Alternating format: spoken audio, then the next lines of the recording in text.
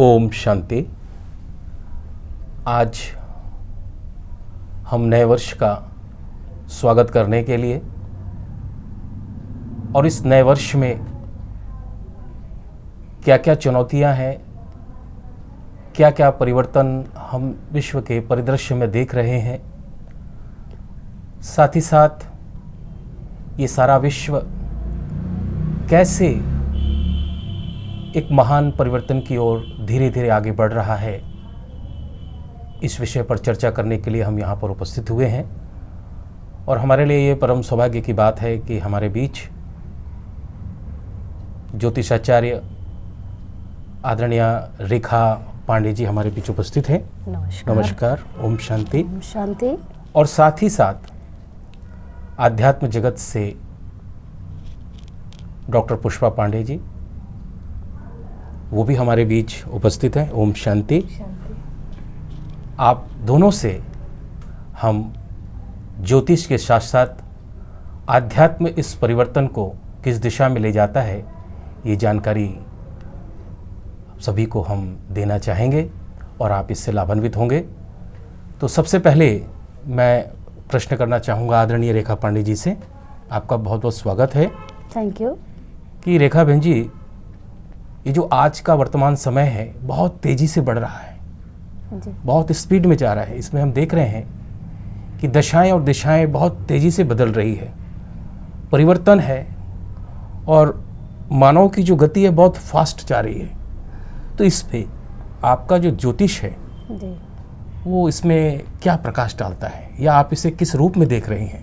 क्योंकि ज्योतिष के बारे में ऐसा कहा गया है कि वो बहुत आगे की गणना को भी करके भविष्य को हमारे सामने वर्तमान के रूप में ले आता है। तो हम जानना चाहेंगे कि जो आने वाला ये वर्ष है और जिस प्रकार की परिस्थितियां निर्मित हो रही हैं, उसमें आपका ज्योतिष क्या कहता है? उत्तम सवाल है जी संतोष भाई जी। बिल्कुल, आपने जो पूछा है कि जो वर्तमान परिदृश्य है वो ग्रहों के अनुसार क्या दर्शा रहा है। जैसा कि ग्रहों का खेल कहते हैं, जैसे हम ग्रहों की गणना, मतलब हम किसी की कुंडली भी देखते हैं तो उसमें हम वर्तमान समय, भविष्य और जो गुजरा हुआ समय है जी, उनको हम ग्रहों के चक्र के अनुसार दर्शाते हैं कि आगे क्या होने वाला है, वर्तमान में क्या चल रहा है और जो गुजर चुका वह समय क्या था। जैसा कि हम देख रहे हैं कि काल सर्प योग में जी 2022 हमें जो नए वर्ष में हम जो प्रवेश करने जा रहे हैं उसकी शुरुआत ही काल सर्प योग में हो रही है। अच्छा। तो ये हमें कई नए रोचक परिणाम भी देगा, कई हमें एक चैलेंजिंग सिचुएशंस में भी हम जा सकते हैं। जैसा कि कह सकते हैं कि कुछ घटनाएं इस तरीके की घटेंगी जिनके बारे में हमने अभी तक दूर दूर तक कल्पनाएं भी नहीं की हैं। वो हो सकती हैं प्राकृतिक घटनाएं हो, वो हो सकती हैं सुनामी हो, वो हो सकती हैं किसी भी प्रकार के भूकंप हो जी। मतलब किसी भी रूप में काल सर्प योग क्या होता है कि ये अपना अच्छा परिणाम तो कम दिखाएगा, लेकिन इसकी प्रवेशता हमें, जैसा कि हम देख रहे हैं पश्चिमी देशों में, तो हम देख रहे हैं काफ़ी कोरोना वायरस ने ओमिक्रॉन के रूप में भारत में भी छुटपुट इसके असर दिख रहा है, लेकिन पश्चिमी देशों की तुलना में हम कह सकते हैं कि भारत में इसका थोड़ा कम असर कम देखने को मिलेगा। लेकिन ये भी बिल्कुल संभव है कि प्राकृतिक घटनाएं, बॉम्ब विस्फोट, कुछ हिंसक घटनाएं ये तो देखने को मिलेंगी, चाहे ये भारत हो, समस्त विश्व हो। क्योंकि मैं भारत के लिए बस नहीं कह रही हूँ, समस्त विश्व में भी इसकी भरपाई भोगने के लिए हमें रेडी रहना पड़ेगा, मतलब इसका प्रभाव पड़ेगा देखने। डॉक्टर पुष्पा पांडे जी, जैसे कि अभी आपने बताया कि आने वाला समय जो है उसके ऊपर अनेक ग्रहों का प्रभाव पड़ रहा है और इन ग्रहों के कारण बहुत सारी ऐसी विपरीत परिस्थितियां भी निर्मित हो सकती हैं। तो मैं आपसे जानना चाहता हूं कि आध्यात्म के यदि नेत्र से हम देखें या आध्यात्म के द्वारा हम यदि उसे देखें तो आप आने वाले वर्ष को किस रूप में देख रहे हैं? थोड़ा सा इसके विषय में हमें जानकारी देंगे। ओम शांति। आध्यात्म जीवन जीने की कला सिखलाता है। जैसे कि हमने रेखा जी से सुना कि चारों तरफ निगेटिविटी भी कुछ दिखाई दे रही है, जो निगेटिव परिवर्तन के आसार हैं। लेकिन आध्यात्म इसी निगेटिव परिवर्तन में अपॉर्चुनिटी के रूप में जीवन जीना सिखलाता है। तो जैसे कलयुग के बाद सतयुग आने वाला है, अर्थात जो भी हो रहा है वो अच्छा ही हो रहा है, क्योंकि जब निगेटिविटी अति में होगी तभी तो परिवर्तन होगा। रात के बाद दिन होगा, अर्थात इस समय दो प्रकार के लोग हैं। बाहरी निगेटिव परिस्थितियों में कई लोगों के ऊपर उसका निगेटिव प्रभाव पड़ रहा है और वो डिप्रेशन में जा रहे हैं, दुखी हो रहे हैं। और कुछ ऐसे लोग हैं जो आध्यात्म के द्वारा आत्म उन्नति कर रहे हैं और अतीन्द्रिय सुख का अनुभव कर रहे हैं, और यही लोग विश्व परिवर्तन अर्थात सतयुग का आधार बनेंगे। तो समय अगर ग्रह के अनुसार कहें तो कुछ लोगों के ऊपर राहु की दशा है और कुछ लोगों के ऊपर बृहस्पति की दशा है, और यही बृहस्पति की दशा इस संसार में भी बृहस्पति की दशा लाएगी। अर्थात जो थॉट पावर होती है, जो मनुष्य की मानसिक शक्ति होती है, वो ग्रहों से ज़्यादा पावरफुल होती है। तो संसार परिवर्तन होगा। यह पृथ्वी, ये ब्रह्मांड, इसकी भी अच्छी दशा आने वाली है। मैं रेखा जी आपसे एक बात और जानना चाहूँगा। महापरिवर्तन की बात हुई, ग्रहों की बात हुई, और साथ ही साथ आपने भी काल सर्प की बात भी की। जी बिल्कुल। तो हम जानना चाहेंगे आपसे कि ग्रहों का प्रभाव किस रूप से माने मानव जीवन के ऊपर पड़ता है, और साथ ही साथ जैसे आपने कहा कि ये जो काल सर्प है ये किसी किसी के लिए दोषपूर्ण होता है और किसी किसी के लिए परिवर्तनशील भी होता है। जी बिल्कुल। तो ये दोनों बातें हम आपसे थोड़ा स्पष्ट रूप से समझना चाहेंगे कि ग्रह हमारे ऊपर कैसे प्रभाव डालते हैं और ये काल सर्प किस प्रकार मानव की दशा को परिवर्तन करता है। जी बिल्कुल। देखिए, आपका क्वेश्चन है कि महापरिवर्तन जी और काल सर्पयोग, तो जी, काल सर्पयोग भी महापरिवर्तन में एक महत्वपूर्ण भूमिका निभाता है। अच्छा। तो जैसे कि मैंने पहले भी कहा कि हमारे जो नए वर्ष में प्रवेश हो रहा है वो काल सर्पयोग में ही हो रहा है। जी। काल सर्पयोग अर्थात होता है राहु और केतु की परिधि में सारे ग्रहों का आ जाना। अच्छा। इसे हम काल सर्पयोग कहते हैं। जब हम किसी की कुंडली का विश्लेषण करते हैं जी। तो जन्मांग में भी जब हम देखते हैं जी। तो राहु और केतु की परिधि में सारे ग्रहों का आ जाना ही काल सर्पयोग कहलाता है। माने ये ज्योतिष कहता है। जी बिल्कुल, ये जी, ज्योतिष जी। शास्त्र कहता जी। है कि ये काल सर्पयोग है। तो काल सर्पयोग का महापरिवर्तन में ये महत्वपूर्ण योगदान होगा कि ये कहीं कहीं कुछ हमें अच्छे असर भी दिखाएगा और कहीं कहीं हमें बुरे असर भी दिखाएगा। अच्छे तो कम कह सकती हूँ। देखिए, कहते हैं रंक से राजा और राजा से रंक भी ग्रह बनाते हैं। कहते हैं ना, जब ग्रह बलवान, तो ग्रह जब बलवान हुआ, उच्च का हुआ, तो वो एक रंक से किसी भी व्यक्ति को राजा के पद पे पहुंचा देता है। परंतु यदि किसी के ग्रह विपरीत हो गए तो वो राजा को भी रंक बना देता है। तो ये कौन करता है? काल सर्पयोग। तो उस समय आपके ग्रहों की स्थिति कैसी है उसके आधार पे काल सर्पयोग अपना असर दिखाता है। अब देखिए, जहाँ तक कि मैंने इतने दिनों में ज्योतिष का जो मैं अध्ययन कर रही हूँ, इस दौरान मैंने देखा कि ये जो परिवर्तन की बेला तो मुझे इसलिए भी समझ आ रही है कि देखिए 2020 में कोरोना वायरस की जो शुरुआत हुई तो वो तो युग परिवर्तन का प्रथम वर्ष निकल गया।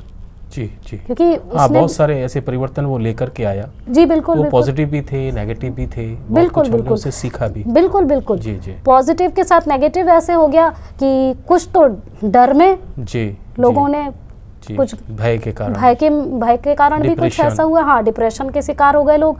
और दूसरी लहर ने तो देखिए बहुत ज़्यादा बोला जाए तो अब अपना असर छोड़ा है, लोगों के मन मस्तिष्क पे छोड़ा है। कहते जैसे कि चंद्रमा मनसो जातक, चंद्रमा मन और मस्तिष्क का कारक है।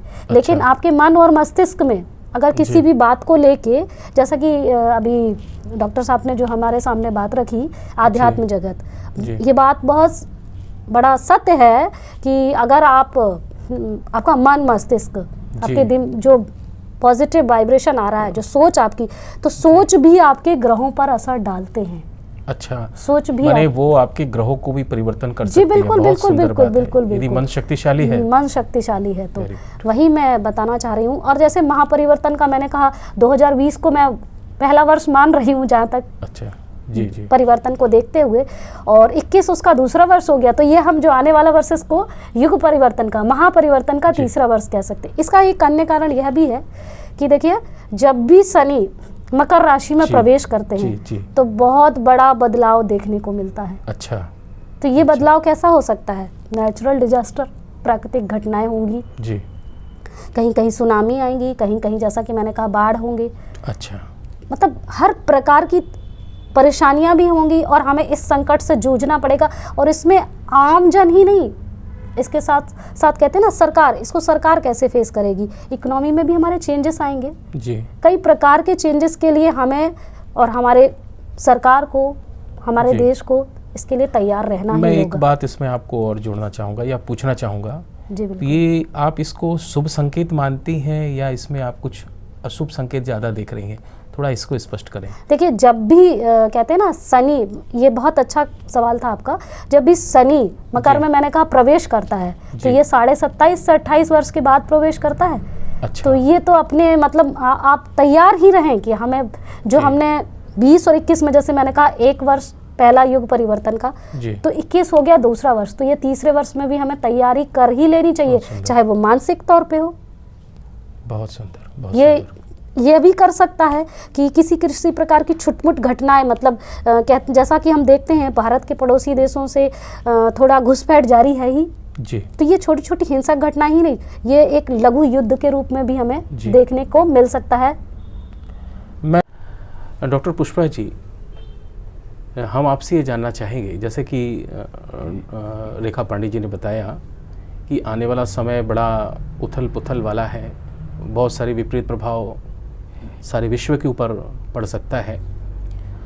और दूसरी बात इन्होंने एक थोड़ा बहुत अच्छी कही कि ग्रहों का प्रभाव भी, जो सशक्त मन है, शक्तिशाली मन है, उसके ऊपर प्रभाव नहीं पड़ेगा, यानी उसको प्रभावित नहीं करेगा। तो चूँकि आप आध्यात्मिक जगत से हैं तो हम जानना चाहेंगे कि वो मन की शक्ति क्या है और किस प्रकार से हम इस विपरीत परिस्थितियों को माने इसका सामना कर सकते हैं। तो रेखा जी ने जो हमको बतलाया कि ग्रहों का प्रभाव और ज़्यादा विपरीत प्रभाव ही इस संसार पर पड़ रहा है, यह विज्ञान भी कह रहा है कि परिस्थितियां बहुत नकारात्मक हो रही हैं, ग्लोबल वार्मिंग हो रही है। मेडिकल साइंस भी कह रहा है कि बीमारियां बहुत बढ़ रही हैं, मानसिक रोग भी बहुत बढ़ रहे हैं। इनके बीच ही आध्यात्म हमको कुछ नया सिखलाता है। जैसे भगवद गीता में बतलाया जाता है कि विपरीत परिस्थितियां थीं, दोनों तरफ युद्ध की सेना थी, लेकिन बीच में अर्जुन को भगवान गीता ज्ञान सुना रहे थे।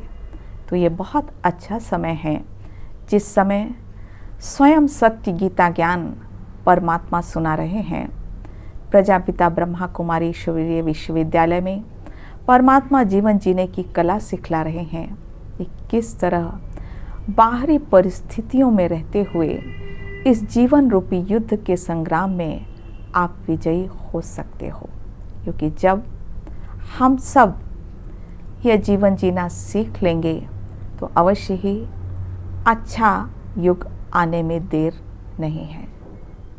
देखा कि किस तरह से ग्रहों का प्रभाव आने वाले वर्ष में सारे विश्व पर पड़ेगा, लेकिन बड़े माने हमारे लिए बहुत संबल वाली बात है कि डॉक्टर पुष्पा पांडे जिन्होंने कि बताया कि आध्यात्मिक शक्ति के द्वारा, ईश्वरीय प्रेरणाओं के द्वारा और अपने स्वयं के आत्मिक उत्थान के द्वारा हम इन विपरीत परिस्थितियों को भी सहज रूप से पार कर सकते हैं। आवश्यकता है अपने मार्ग को उस सहज राजयोग या हम कहें माने आत्मिक उन्नति की ओर स्वयं को ले जाएं और ऐसे आने वाली बहुत सारी परिस्थितियों को हम पार करें। आपका बहुत बहुत धन्यवाद, अच्छी जानकारियाँ दी। आपका भी धन्यवाद रेखा जी, आपका भी धन्यवाद डॉक्टर पुष्पा जी। ओम शांति।